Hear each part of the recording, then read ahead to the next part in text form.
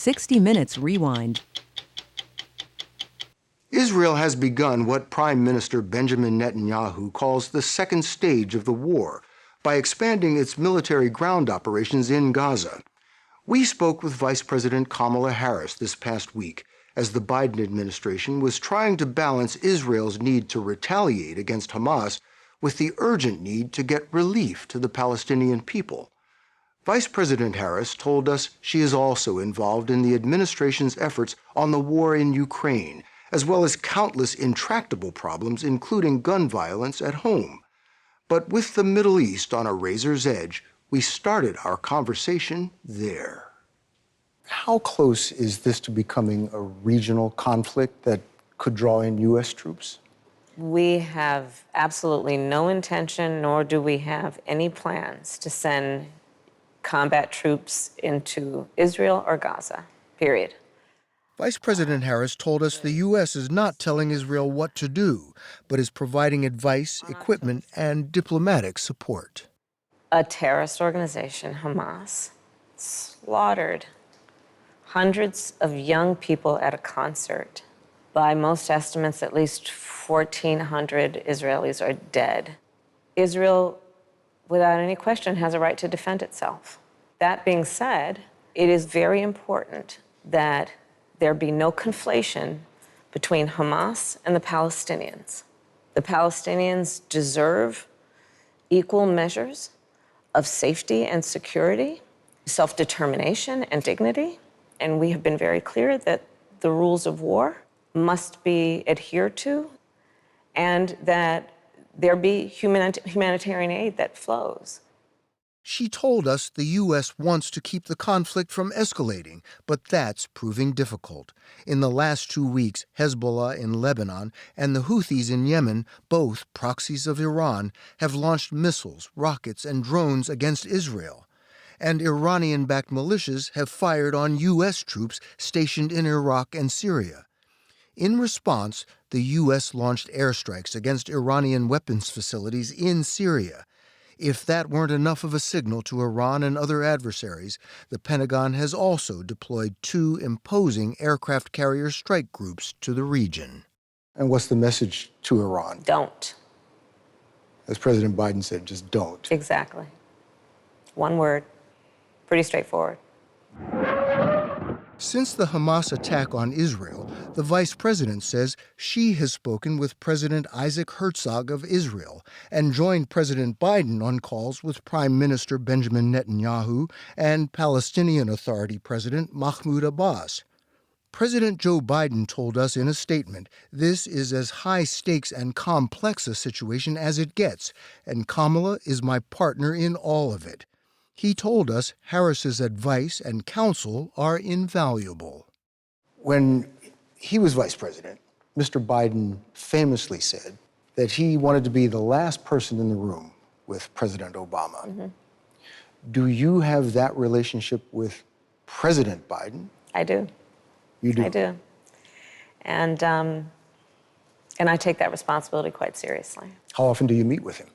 Multiple times a day, quite often, unless he or I are traveling. They're in total agreement the U.S. must stand with Israel and Ukraine, 2 democracies under attack. We are as committed to Ukraine as we've always been, to authorize additional aid to defend itself against Russia's unprovoked aggression. That is not going to waver. Does this war in the Middle East put Ukraine on a back burner? Not for us. No, it does not put them on a back burner at all. Vice President Harris has visited 19 countries and met with more than 100 world leaders. But lately, she has been the administration's point person on domestic priorities, traveling the country talking up the Democrats' key issues before the 2024 election, issues she hopes will fire up the base but are bound to inflame the GOP. She went to North Carolina to mark the anniversary of the Supreme Court overturning Roe v. Wade. How dare they attack our fundamental rights? How dare they attack our freedom? In Virginia, it was guns. Our nation is being torn apart by gun violence. We joined the Vice President and Second Gentleman, Doug Emhoff, on Air Force Two for a trip to Las Vegas. It was 5 days after the terror attack on Israel. Welcome on board. Thank you very much. Board. While in the air, the Vice President joined a secure video call with the President and their national security teams to discuss measures to keep the homeland safe. Once on the ground in Las Vegas, Vice President Harris went to the College of Southern Nevada, the 8th stop on her Fight for Our Freedoms college tour. Because you voted, Joe Biden is President of the United States and I am Vice President of the United States. Because you voted. But nationally, the Biden-Harris administration is not generating the kind of enthusiasm she's seeing on her tour. A recent CBS poll found that at the beginning of President Biden's term, 70% of young people, people under 30, said he was doing a good job. Now it's less than 50%. Why is that? What's going on? If you poll how young people feel about the climate and the warming of our planet, it polls as one of their top concerns. When we talk about what we are doing with student loan debt, polls very high. The challenge that we have as an administration is we gotta let people know who brung it to them. That's our challenge. But it is not that the work we are doing is not very, very popular with a lot of people. She blames the disconnect in part on lack of media coverage. Still, the Vice President herself is not very popular now. Just 41% of adults told CBS News they approve of the job she's doing, about the same for President Biden.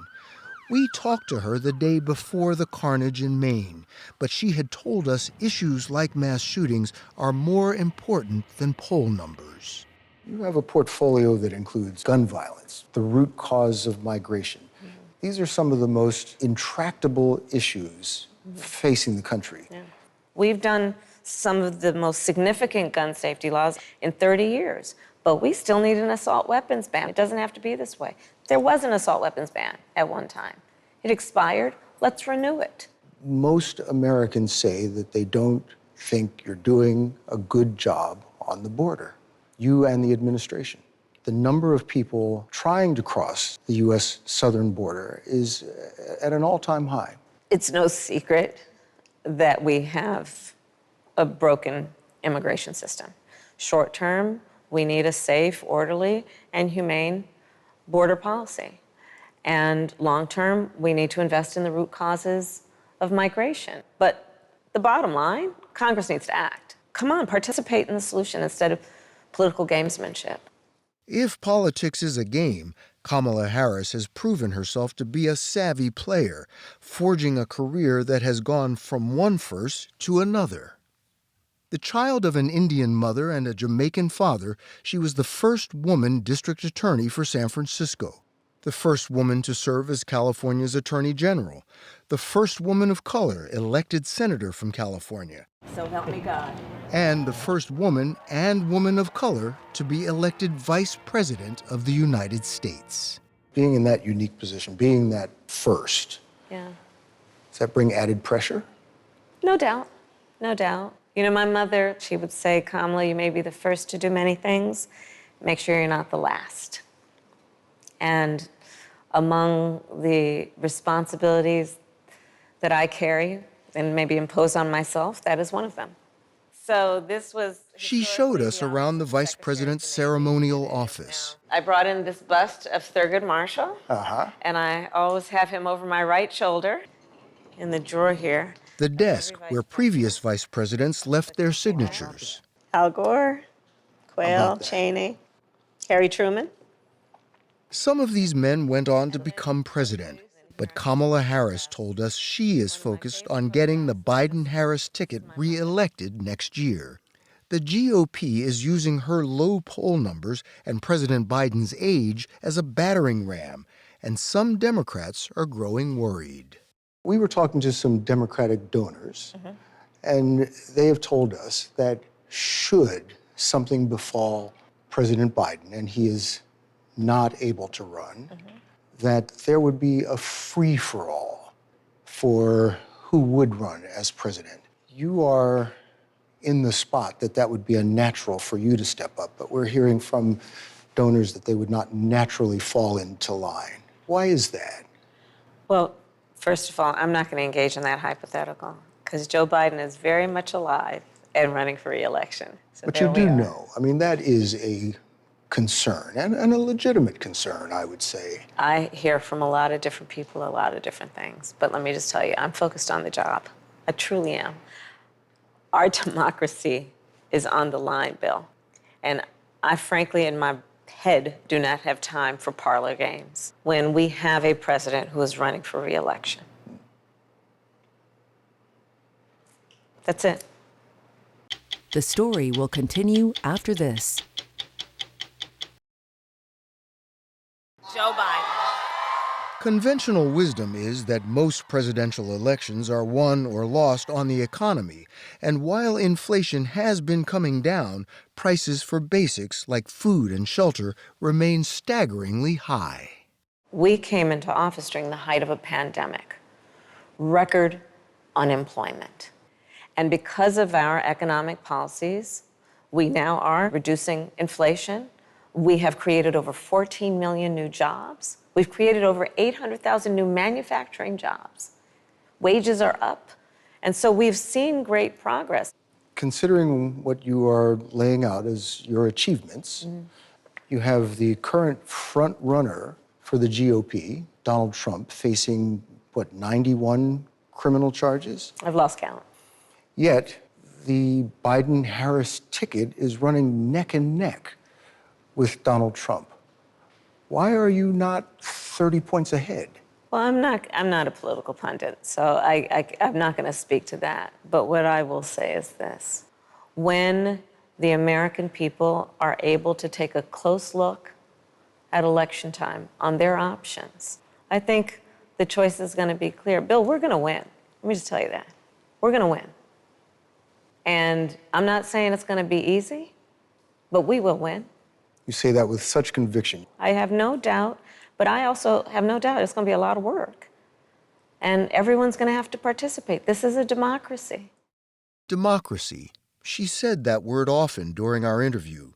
Despite the criticism and low poll numbers, former prosecutor Kamala Harris told us she's prepared to trust the verdict of the American people. Do you have to ask yourself, why are people seeming not to hear our message? I look at it more as, let's keep getting out there. And as with any election, we got to make our case to the American people. That's part of our responsibility. And that's this process. And that's what it is. And that's a fair process.